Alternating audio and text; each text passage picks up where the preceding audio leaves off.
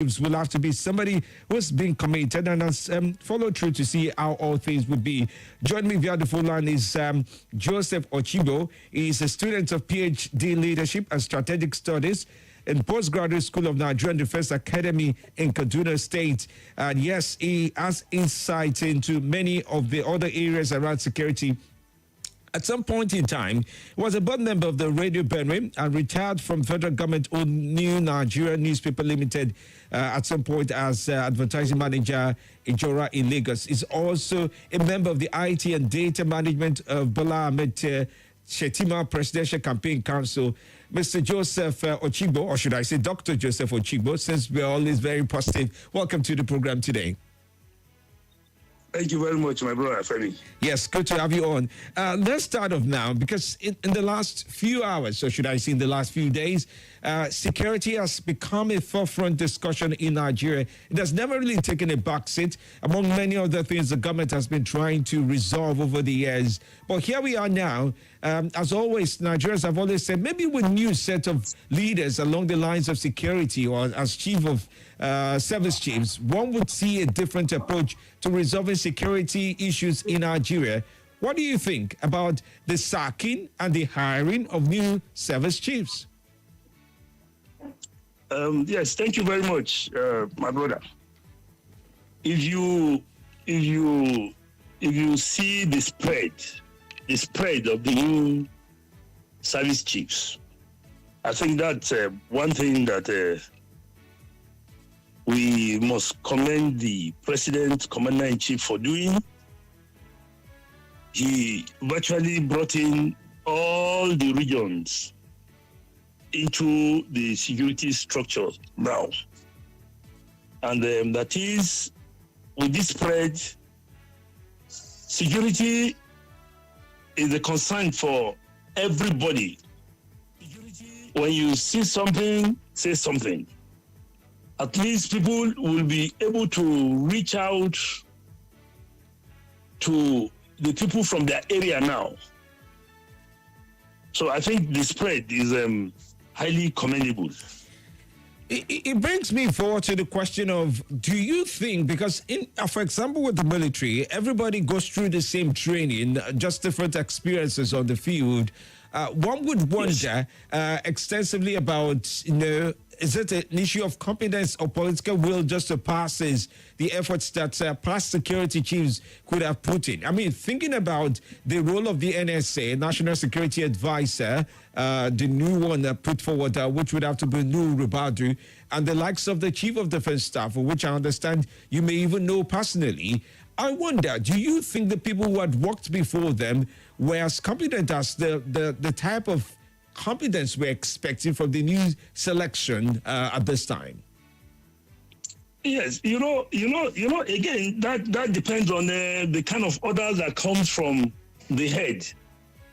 The former service chiefs, they did their best. They did their best, even though they didn't completely finish it. Take, for example, the new Chief of Army Staff, Major General Lagbaja. He was a GOC 1 Division, Kaduna, and he did so much, especially on the Kaduna Abuja road. Was not, people were not able to use before, but now he left a security structure on that road that surprisingly people can travel no matter how late it is. And you will agree with me that for a very long time now, there have not been any incident of a security breach on that road. So most of these guys who are now current chiefs were top commanders who had worked under previous chiefs. Now, my mantle of leadership is being handed over to them now. We can't say much. We'll watch them. But just like I mentioned to you earlier on, the spread is one good advantage that I think will work in their favor that they need to cash into. One of the things identified, and I do not say this without a measure of insight, some of the things identified in the previous relationship between the service chiefs and the former NSA was that at some point in time, it was frosty. There are sources that can say there were times they agreed, there were times they disagreed, and there were things that were done differently. The new NSA, which is new about, it comes from a background which is completely outside of the military rankings. It comes in as somebody who has worked with the police. And of course, he's also known for his many results, or should I say his result as the leader of the EFCC at some point in time. He has extensive background in law as well, graduating from Zaria, which is in Kaduna State, Ahmadu Bello University, and has taken on so many other roles under different administrations until he was let go by a former president.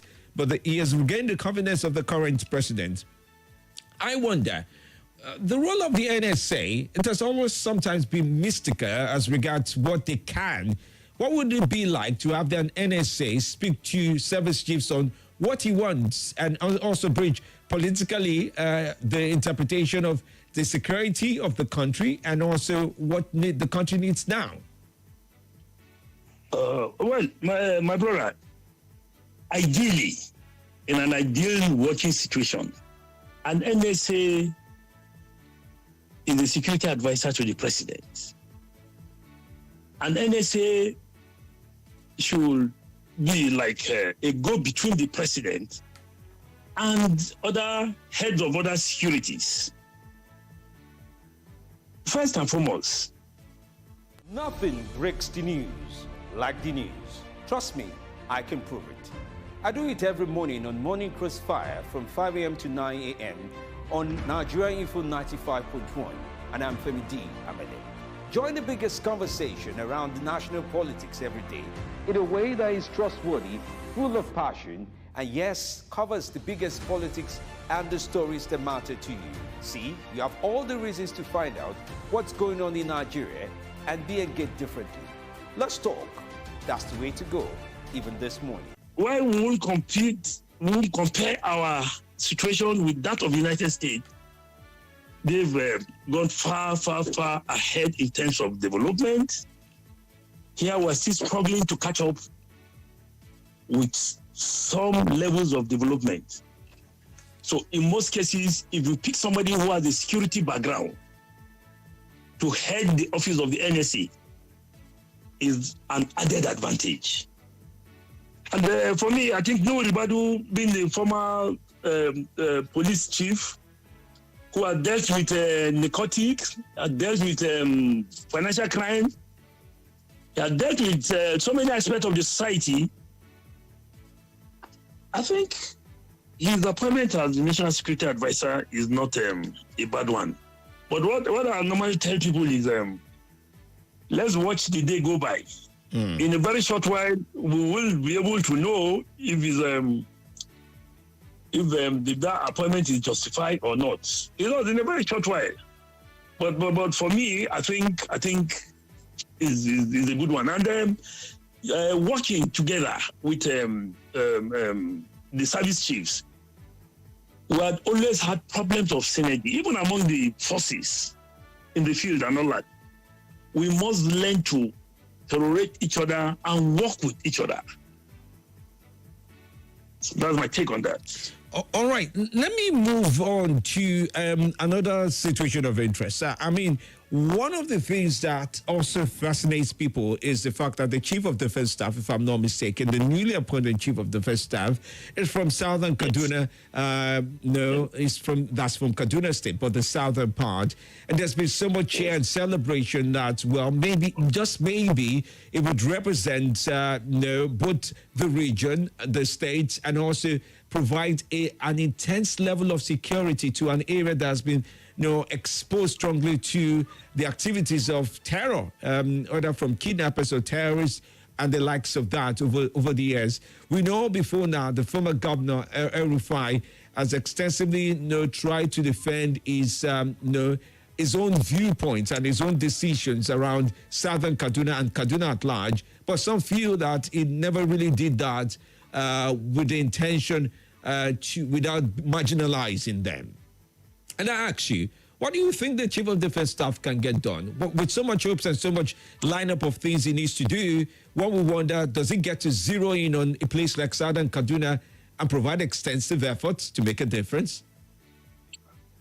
Yes. With the appointment of Major General Christopher Musa as the Chief of Defense Staff, and coming from a very volatile area like Kaguru, Zango, Kataf, all to that VOM, plateau belt like that.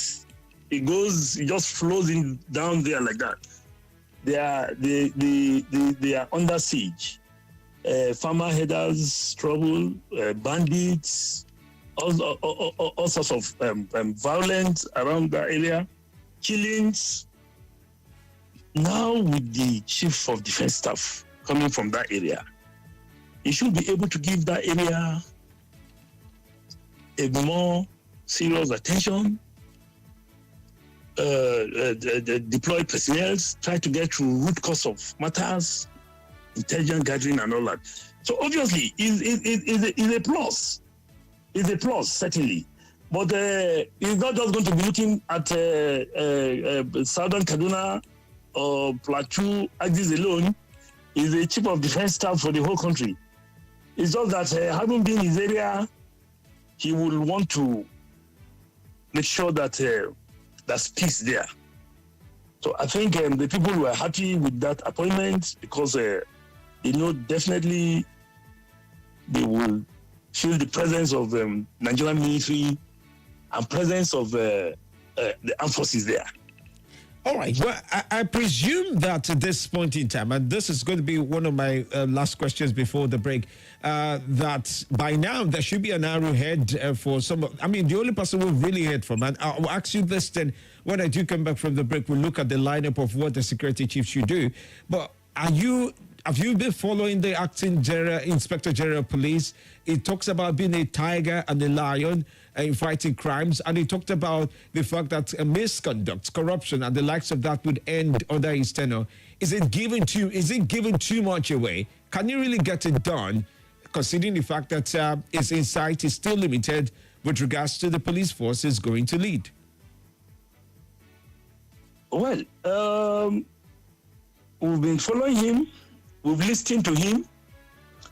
He's coming in with a lot of high spirit. It's usual. It's normal. When there's a new appointment like that, you hear comments like the ones he has made. There are a lot of problems on ground there in the police. The police has so many mess.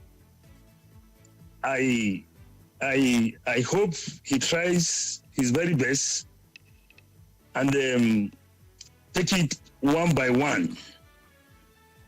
You know, he tries his best and take it one by one to see how he cleans up that mess. I think it's beginning from his name, starting within. That's even their own biggest that's even their own biggest set of the problem, unlike the military. I am not saying there are no one or two bad eggs in the military, but they are not too pronounced like they are in the police. Okay. You get all sorts of complaint about police in courts, at the roadblocks, so many.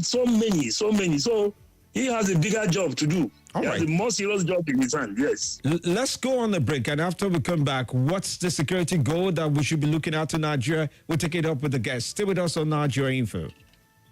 Nothing breaks the news like the news. Trust me, I can prove it. I do it every morning on Morning Crossfire from 5 a.m. to 9 a.m. on Nigeria Info 95.1, and I'm Femi D. Amede. Join the biggest conversation around the national politics every day in a way that is trustworthy, full of passion, and yes, covers the biggest politics and the stories that matter to you. See, you have all the reasons to find out what's going on in Nigeria and be engaged differently. Let's talk. That's the way to go, even this morning.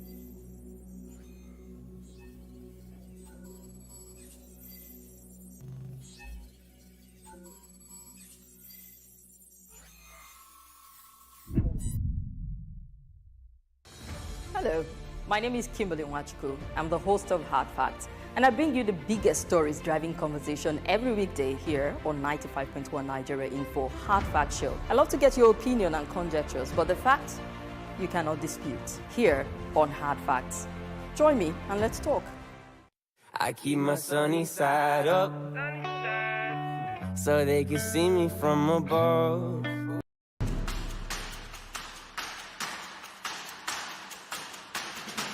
My name is Elder Emma Okoro. I'm interested in rebuilding my nation, and so I have to join the beginning of cleaning of the environment. The Gariki environment here is totally filthy and unhealthy for our people. So when Mayor Fortune decided that Abuja should come out, I decided to join because it's for the good of our people, our children, our wives, and our families. That's why I'm part of this group, so that I'll be part of those who have started the journey to rebuild Nigeria.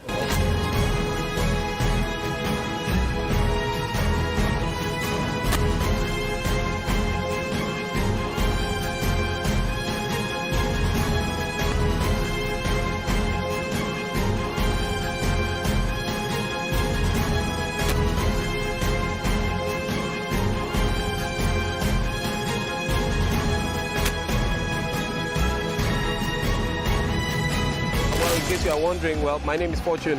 I'm the mayor of the FCT, and I am excited about this initiative. I believe it's going to be a big one. This is the first of many who are coming to your area very soon.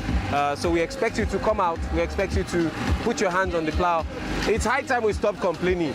Let's get something done. If the government is refusing to do it, or they are overwhelmed because they can't do everything, let's do what we can do, and then we hold them accountable for the rest. I think that's what this is about. It's not about politics, not about anybody. It's about people coming out to do what they believe they can do to help their society and the environment at large. That's the thrust for us, and that is why we are here. I'm excited, and I thank you for joining us. Thank you so much. Nothing breaks the news like the news. Trust me, I can prove it. I do it every morning on Morning Crossfire from 5 a.m. to 9 a.m. on Nigeria Info 95.1, and I'm Femi D. Amede. Join the biggest conversation around national politics every day in a way that is trustworthy, full of passion, and yes, covers the biggest politics and the stories that matter to you. See, you have all the reasons to find out what's going on in Nigeria and be engaged differently. Let's talk. That's the way to go, even this morning.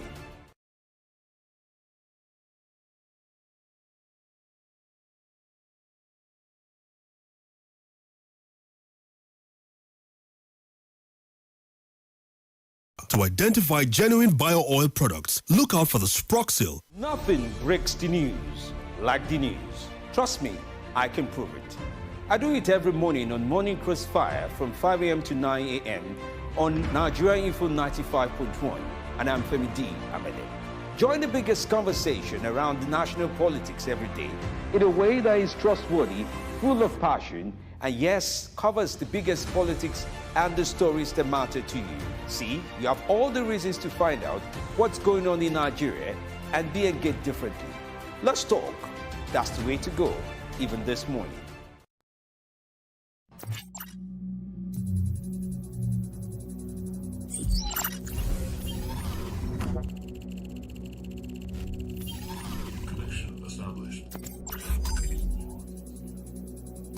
Leadership and Strategic Studies students in Postgraduate School of Nigeria Defense Academy in Kaduna will be speaking about the new security chiefs and what they will bring on board and essentially what they're able to provide. He's an expert when it comes to areas such as security, data management, and the likes of that. And I'm asking him, welcome back, Mr. Joseph, Dr. Joseph, to the show this very morning. Thank you very much, my brother. Let me push you on this. Nigerians definitely want results, and there's no room to hide. If you're not providing results, you're gone. do you think the new set of security chiefs know what it takes to provide this kind of results? And what kind of results should they be looking at providing for Nigerians that will convince Nigerians that they're not just political appointees or people who may be perceived as loyal to President Tinubu, but will be known to be conditionally in service of Nigeria? Yes, you know, thank you very much. The world is evolving. The world is gradually becoming a global village. The service chiefs should be able to protect lives and properties, to allow people to freely go about their daily needs. If I take you back a little bit, the military had always used kinetic forces in resolving problems. And if you look at it very well, in most cases, the use of kinetic forces don't really bring out results. I am not saying it is bad using kinetic forces in certain instances, but I want the new service chiefs to also try to look at the approach of the non-kinetic force, using opinion leaders and community leaders, information gathering, trying to get to root cause of problems. That way they will be in a better position to approach the problem. Okay. All right. Well, Yes. that makes, a good strategy. Well, we've tried kinetic for a while. Maybe non-kinetic will get us results, or a combined plan of such will get us results. But because we're pressed for time, I have to leave that with you this very morning, Dr. Joseph Ochiagbo, for joining in on Morning Crossfire this very morning. Wish you all the best as you go on with much of your day. Thank you so much for joining in today. Thank you, my brother. All right. Stay with me right here on Nigeria Info 95.1. Bill Gates is in the country. He's been speaking about, how the Nigerian youth should be able to stay committed and get the best of results from other areas of life. I'd like to share that with you shortly. This is Morning Crossfire. Is more challenging in some states than others. So these tests and seeing the great impact is not just being done here, also in River State, in Kwara, and in Kano. And so we think that this intervention is low cost enough, and we can train enough healthcare workers that we can get that out very broadly to almost all the women in the country. Another area that's very important is agriculture, and that's why I met with the partners we've been funding, including ITA yesterday. The idea of using biofertilizers so you don't have to buy quite as much fertilizer, but you get the big crop productivity is very, very exciting. The goal here in agriculture is very clear. Africa, including Nigeria, has great land, and there's absolutely no reason that it shouldn't be a net exporter instead of a net importer. And we see the problem that causes, now that with the turmoil in Europe with the Ukraine war, that's driven food prices up to the detriment of Africa, rather than that coming out as an opportunity for greater exports and job creation. And so innovation doesn't just exist in digital and health. By making better seeds, using cell phones to get weather information out, to get advice to farmers about what's going on.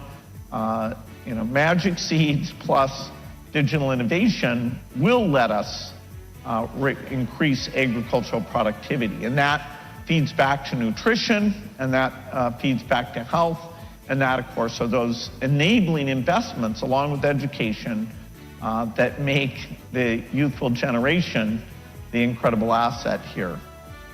I had a chance on Monday to meet with the newly elected president and encourage him that as resources are being allocated to keep these challenges of inequity in mind. We really do need to drive access to the key building blocks. For example, in health, with the limited budgets, right now there's only $10 spent per person. And yet, even if you just looked at sub-Saharan Africa, that's over $30. Now, even at that level, you can do a good job running a primary healthcare system. You can get vaccines out to all the children and make sure they get nutritious food. But, we're not there today, and a lot of finance and organization with that as a priority and good execution will be very key. This is Morning Crossfire. Well, that would have to be a part of what Bill Gates is talking about. Many of you know him as a software guru, but in recent time, he has taken out much efforts to also talk about healthcare and reviving health in Nigeria. He's been on that for many years, even drawing at some point. I remember if you've ever watched a documentary about Bill Gates, In the Mind of Bill, or I think that's the title, In the Mind of Bill, or I'm trying to remember Inside Bill's Mind or something. I'm trying to remember the name of the documentary. You would be fast. Inside Bill's Brain, Decoding Bill Gates. That's the name of the documentary. It's fascinating. I've watched it. I've learned so much from that man and how he thinks and how he solves problems. Let me give you, let me spoil it a little bit for you. You do not mind. At some point in time, Bill Gates talked about how he could resolve the issue of polio and healthcare, and there was no recent map of Nigeria that he could use. What I mean by that, because there was war going on in some parts of the country, not in northern part of the country, so they couldn't map out accurately where people were. And that led to a situation at some point in time where they'll get to a place they were not sure if people had been vaccinated there. They'll get to a place that's shown on the map that, people in this community reside here. And they will realize that people in that community had been displaced and moved on. And the health workers were constantly either being caught in crossfire, the likes of that. And at some point in time, he agreed with some few of his technologists and Nigerian government and said, can I remap Nigeria? Can I work on a satellite imaging that would provide in detail where people are and what communities are there, the ones that are there now, the ones that have been displaced and the likes of that. And he worked extensively on that. That documentary actually talks about his work life, and it also focuses closely on his passion for Nigeria, if I would say it that way, and what his effort he brings into Nigeria. So you may wonder, why is this man and Nigeria so keen? If you watch that, you will understand the mind of Bill Gates. Inside Bill's Brain, that's the title. Decoding Bill Gates. Inside Bill's Brain, Decoding Bill Gates is an amazing documentary to watch and to understand how his mind works. All right, let's round off the show before I do bring in my guests from Baruch this very morning and just listen to them. So we have all kinds of things going on, but I also like to take your reactions as regards this issue of living wage or no living wage, minimum wage, increase in political office, governance for political office holders. There's so much in between that gives one reasons to be concerned about how things will go. Now, the electricity tariff is also around the corner. Today is 22. Much talk is that there's going to be a meeting in July, but preempting that meeting is the talks around the fact that the electricity tariff will be increased. I want to deal with that drama, or should I say talk about that from next week. Because if electricity would follow, then this other one will follow. Other things will also follow. Okay, let me take your call. Good morning to you. No, good morning. Good morning. Welcome. Yeah, this is Chinedu from Gwemba. All right, Chinedu, good to have you on. Let's talk. Yeah, from the I could have raised more like this to talk issue on this very security issue that this man speaks on. Because there's something that he talks and it touches me. Why it touches me? Because in short, I'm an affect of it. You see, when somebody come like inspector general of police say, I feel like tiger or this and that is not the issue that can solve security. There's something that this man that he spoke with now said.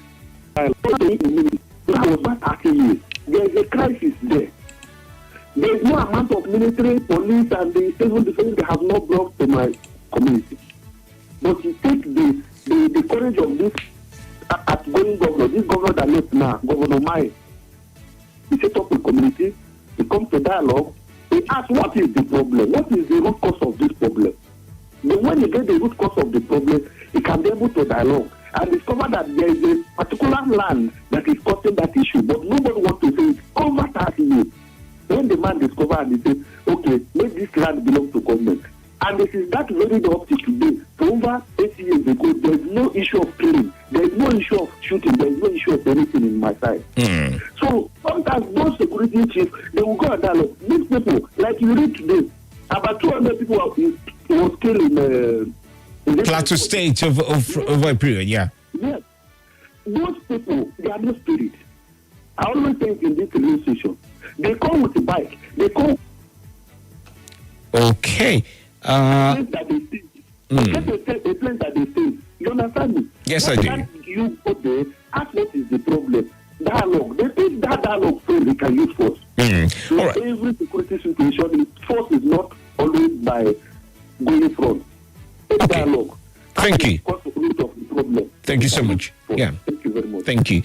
I mean, what he said is similar to what I'm getting right now as a message. This message says, good morning, Nigeria Info. Okay, good morning, Nigeria Info. Please, there's a serious attack in Kogi State, Kogi East at Ejule. Awful local government area. Please, the federal government have to do something about it because they're using our security to destroy people's houses since last night.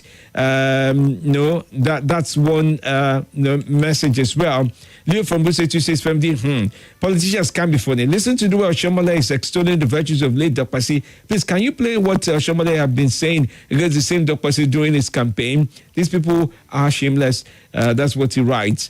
And then all the messages. Chinasa from Garki says they removed subsidies, which now resulted to outrageous increase in petrol and electricity tariffs and all the essential commodities such as transportation, healthcare, foodstuff, and asked the masses to make the sacrifice, but they are increasing their own salary and allowances by 114%. The masses are really the sacrificial lamb in this country. To pay maximum respect to High Chief Dokpasi, all private TV and radio stations are supposed to transmit the funeral live today. Chinonse from Galki. All right, well, that's a good suggestion, but I'm not sure we'll be able to do that. Is definitely one we find worthy of respect in every sense of it.